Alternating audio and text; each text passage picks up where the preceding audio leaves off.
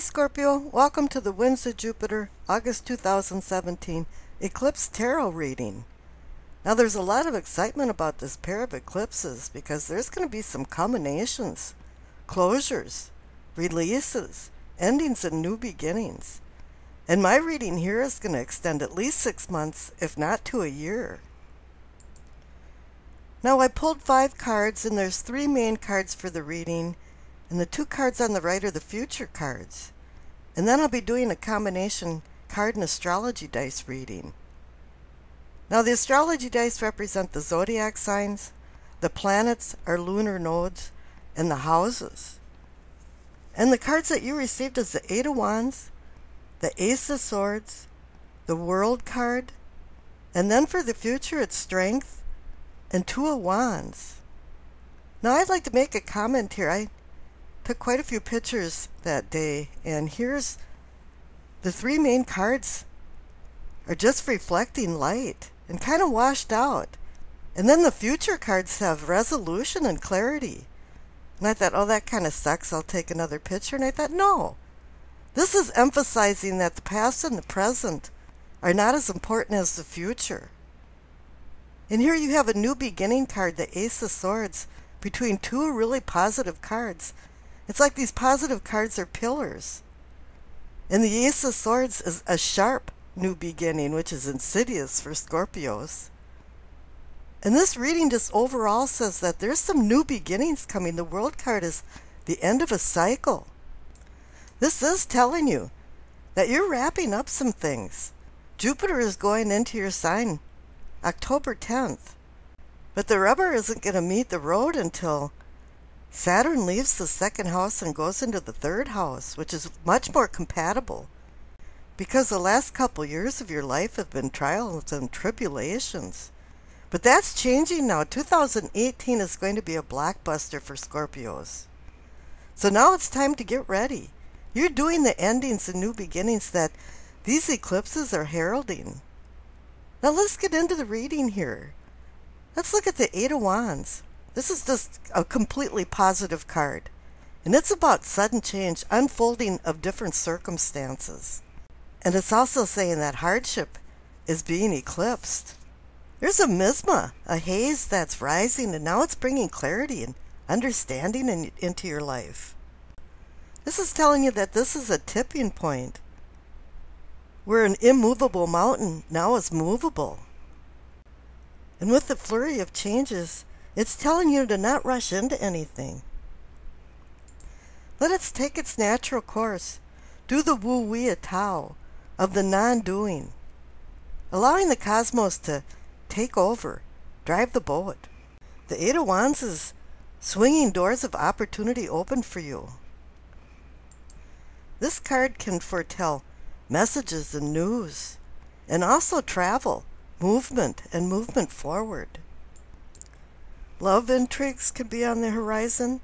Love at first sight, but it doesn't have to be with the person. It can be property, belongings, ideas, opportunities. And all in all, this card can be about seasonal changes, is what I call it. Whereas we gradually get older, we do change. And this card helps you through all of the change into a more mature person. The cadences of life become more comfortable. Now over there you have the World card. It's saying you're completing a cycle and bringing in new beginnings. And this is what the eclipses are all about, releases, endings, new beginnings. And it's also indicating that you graduated from something. You learned your lesson and you got your wings. It was a long road traveled by the Fool to go through all of the major arcana cards to come to this end point. New seeds are being sowed for unconscious and conscious body, mind, spirit, for the inner self. You've learned, you've earned, and you've changed. And now it's time to move on to the next challenges. This card does symbolize development, fulfillment, achievement, harvest. The planet Saturn oversees the World card And the word Saturn actually means to sow. Happiness and success has been earned with overwhelming accolades. And what better now to have the Ace of Swords, a new beginning, offered to you? How insidious to have it such a sharp new beginning, though, especially for Scorpio. Because it's saying here that you could be the eagle or you can be the scorpion. It's up to you how you're going to handle this new beginning. You can use this sword to cut through the crap and get to the truth, because this is the sword of truth. Or else you can use it for harm and hurting. Swords is about air, communication, words, mind, and intellect. And this is what this card wants you to utilize to the maximum of your capacity. Nothing gets done unless you communicate it. Nothing gets done unless you think of these ideas that you need to communicate. This card controls freedom, challenges, logic over emotions, truth and justice, sudden change, just like the Eight of Wands, inner strength.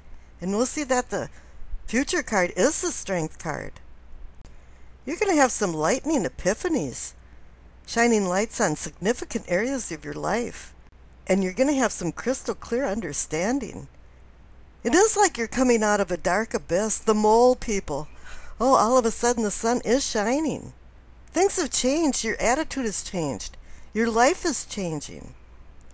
And you have the mindset to know what to do with these new ideas, these new innovative ideas.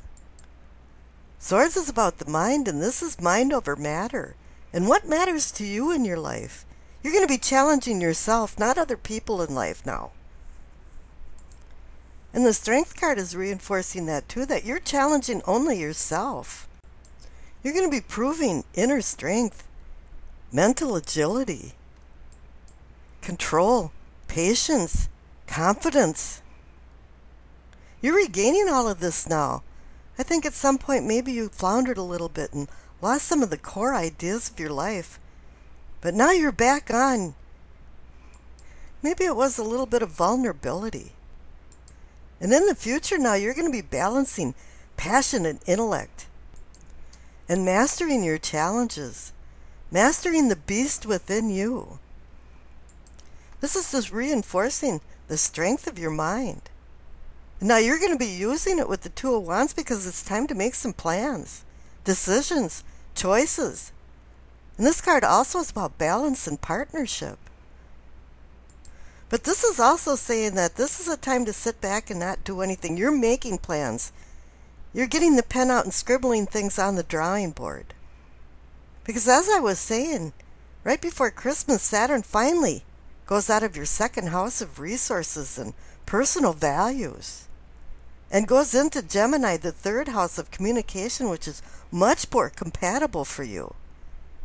And this is where everything is going to start exploding into abundance and even joy in your life. 2018 is really going to be something for you. Now, if you noticed, you have 2 8 cards. Actually, the number 8 came up quite often in this series of readings. And the number 8 is about life path. Oh, I didn't mention that the Strength card is the number 8 card. And then you have the 8 of Wands too. And the 8 is about life path, karma, destiny, kismet, belief in power and success. And now I rolled the dice and you received Pisces, Pluto in the 10th house. Now Pluto is your modern day ruler, and it is about rebirth, just like these eclipses are. Now Pluto in the 10th house wants you to climb the ladder of success. However, there's a price to be paid if power is abused and you throw the little guy under the bus. Pluto's influence can bring out ruthlessness in your ambitions. You're going to have to be careful about that. The 10th house is about reputation and career, and is stereotypic about ideas of talking heads, like you see in the news, and they're posturing for their own gain. You're going to have to be careful about that too. The 8 of Wands is offering you a positive chance of change. And the Ace of Swords is offering a promise of a new beginning. And the World card, well, that's pretty self-explanatory. And all these cards are telling you to act in accordance with the natural laws of the cosmos. And this has nothing to do with ambition and everything to do with smart work, building a good reputation in a career. The Strength card is there to remind you that might for right is better than fighting for the wrong. And the Two of Wands is offering you the opportunity to make the right decisions.